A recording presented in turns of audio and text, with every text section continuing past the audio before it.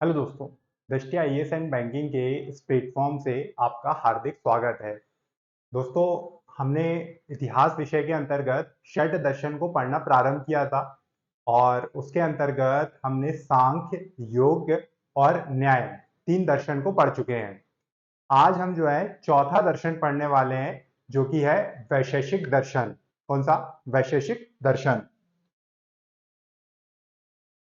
वैशेषिक दर्शन भी भारतीय दर्शन में काफी प्राचीन दर्शन है।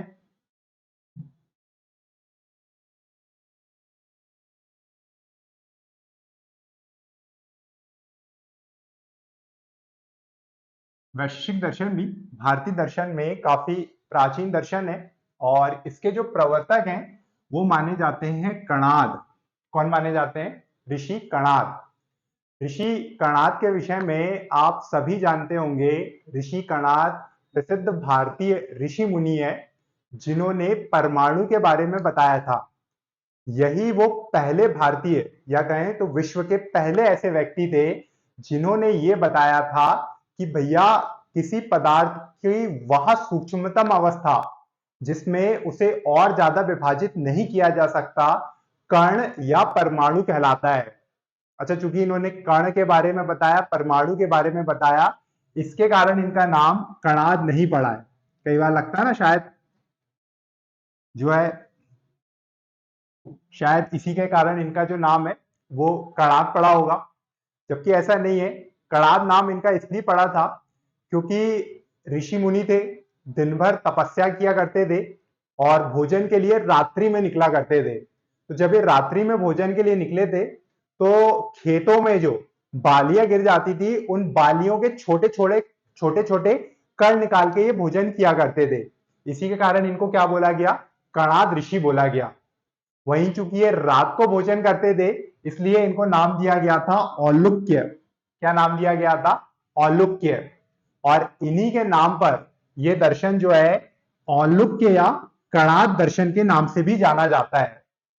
और अपने दर्शन को लेके इन्होंने जो किताब लिखी है, इनका जो ग्रंथ है वो है वैशेषिक सूत्र। कौन सा? वैशेषिक सूत्र। अब ये अपने दर्शन में क्या बताते हैं? तो जैसे कि अभी हम सारे दर्शन को पढ़ते आए, जैसे कि सांख्य दर्शन में हमने सबसे पहले देखा था, तो सांख्य दर्शन में यह बताया था कि समस्त संसार जो है वो 25 तत्वों से मिलकर बना हुआ है। वहीं जब हमने न्याय दर्शन पढ़ा तो न्याय दर्शन में हमने पढ़ा कि सृष्टि का निर्माण 16 पदार्थों से हुआ है। तो वैशेषिक दर्शन भी कुछ इसी तरह की बातें करता है और वैशेषिक दर्शन के अनुसार जो समस्त विश्व है वो 6 पदार्थों से मिलकर बना है। कितने पदार्थों से? 6 पदार्थों से मिलकर बना हुआ है। बाद में कणाद ऋषि के समय से बहुत बाद में जो है एक और पदार्थ के बारे में बताया गया और उसका नाम था अभाव। क्या नाम था? अभाव। तो इस तरह से कुल मिला के 7 पदार्थ हो गए। कितने? 7। याद रखिएगा, ऋषि कणाद ने तो मूल रूप से कितने बताए थे? 6।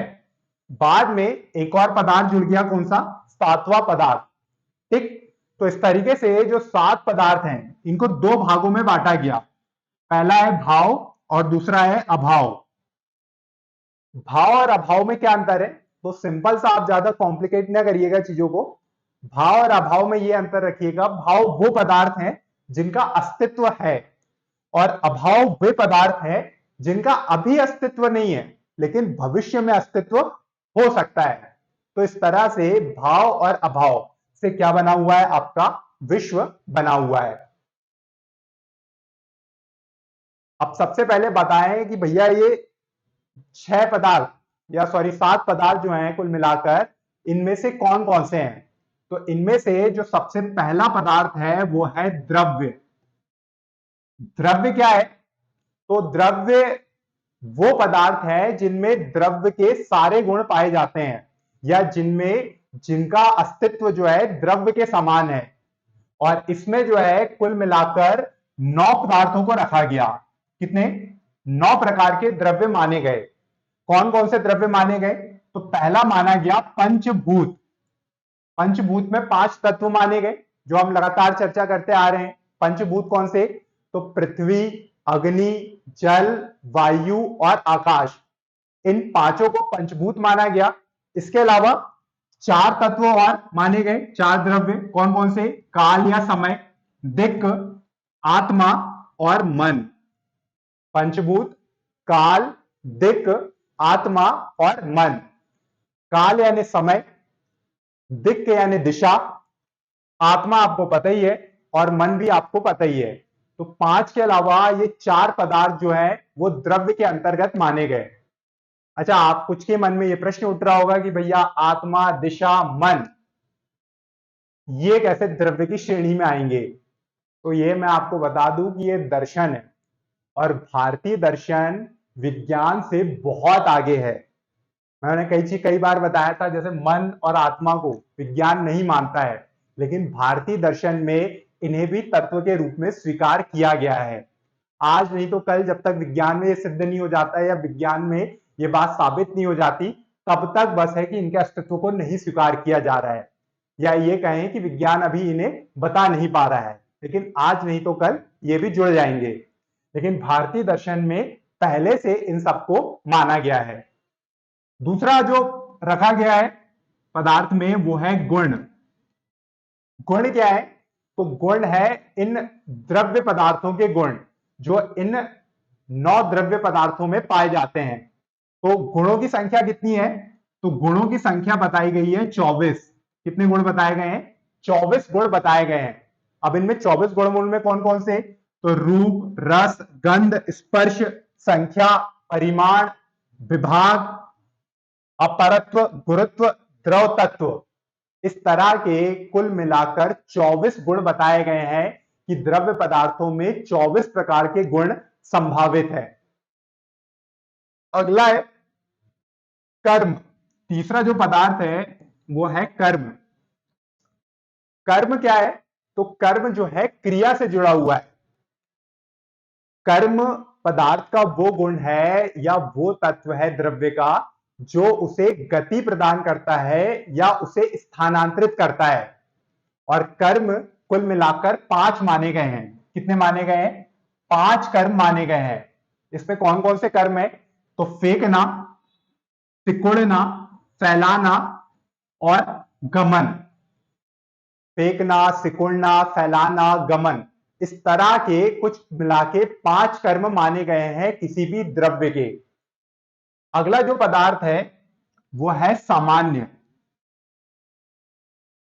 सामान्य क्या है?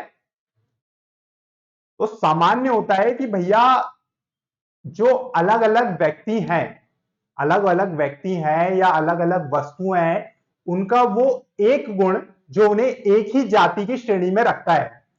जैसे कि अगर आप गाय को देखें तो गाय अलग अलग प्रकार की होती हैं, लेकिन उनको कौन सी प्रजाति में रखा गया है? तो उन्हें गाय की प्रजाति में रखा गया है।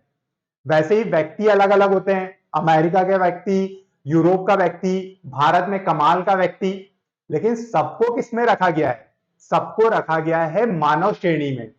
तो इस तरह का जो गुण है वो कहलाता है सामान्य। क्या कहलाता है? सामान्य। अगला है विशेष। विशेष जो है सामान्य से बिल्कुल विपरीत है। सामान्य में जहां आपका कोई ना कोई गुण जो है अन्य व्यक्ति या पदार्थ से मिलता है, जबकि विशेष वो गुण है जो आपको दूसरों से अलग करता है, या कहें ये आपको बिल्कुल अद्वितीय, अनोखा या बिल्कुल यूनिक बनाता है। और इसमें किसको रखा गया है? तो द्रव्य विशेष में रखा जाता है 2 को। पहला है आकाश और दूसरा है आत्मा। तो इस तरह के जो पदार्थ हैं वो किसमें रखे जाते हैं? विशेष में। और फिर है जैसे कि आकाश है, आकाश बिल्कुल अनोखा है, उसको आप किसी और से उसकी तुलना नहीं कर सकते, उसको किसी प्रजाति में नहीं रख सकते। वैसे आत्मा, आत्मा आपकी बिल्कुल अद्वितीय है, आपकी आत्मा किसी से मिल ही नहीं सकती। आपकी आत्मा के जो गुण है वो किसी से मिल ही नहीं सकते। तो ऐसे चीजों को जो रखा गया है, पदार्थों को, वो किस में रखा गया है? वो रखा गया है विशेष में। फिर अगला है समवाय। समवाय, इसको आप एक एग्जांपल से समझना। समवाय जो है एक पदार्थ में कई गुणों को एक साथ जोड़ता है, मतलब उनके बिना उनका कोई महत्व ही नहीं है। जैसे कि मैं बोलूं नीला आकाश, तो आकाश और नीला ये दोनों हमेशा जुड़े रहेंगे। जैसे लाल गुलाब, तो गुलाब और लाल जो ये दो पदार्थ आपस में जुड़ रहे हैं, तो ऐसे ही पदार्थ या गुण को हम क्या बोलते हैं, संबंध को समवाय, जो दो गुणों के आपस में संबंध जोड़ता है। जैसे इसे मैं आपको अगर एक एग्जांपल से महात्मा गांधी की थ्योरी से बताऊं, तो महात्मा गांधी का कहना था कि जो व्यक्ति ईश्वर में विश्वास रखता है, जो व्यक्ति ईश्वर में विश्वास रखता है, वो व्यक्ति अहिंसक होता है। कैसा होता है? अहिंसक। अच्छा, यहां ईश्वर में विश्वास करने से तात्पर्य पूर्ण रूप से विश्वास रखना। तो जो व्यक्ति ईश्वर में पूर्ण रूप से निष्ठा रखता है, विश्वास रखता है, वो पूरी तरीके से अहिंसक होता है। अब वो अहिंसक कैसे होता है? तो जो व्यक्ति ईश्वर में विश्वास रख रहा है और अगर उसके मन में किसी के प्रति हिंसा करने की भावना आ भी जाए, तो उसको ये बात पता होती है कि जिसके साथ मैं हिंसा करना चाह रहा हूं उसमें भी ईश्वर का वास होता है, तो मैं उस व्यक्ति को नहीं बल्कि उसके अंदर के बसे ईश्वर को मारूंगा। तो इसी के कारण महात्मा गांधी कहते हैं कि जो व्यक्ति ईश्वर में विश्वास रखता है वो कभी भी हिंसा कर ही नहीं सकता। तो एक साथ दो गुण जुड़ गए ना, एक तो ईश्वर में विश्वास और दूसरा अगर कोई व्यक्ति ईश्वर में विश्वास कर रहा है तो वो क्या हो जाएगा, तो वो अहिंसक हो जाएगा। तो इस तरह जो दो गुणों को आपस में संबंध बताता है वही क्या कहलाता है, तो वो कहलाता है समवाय। क्या लाता है? समवाय। और सबसे अंत में आता है अभाव।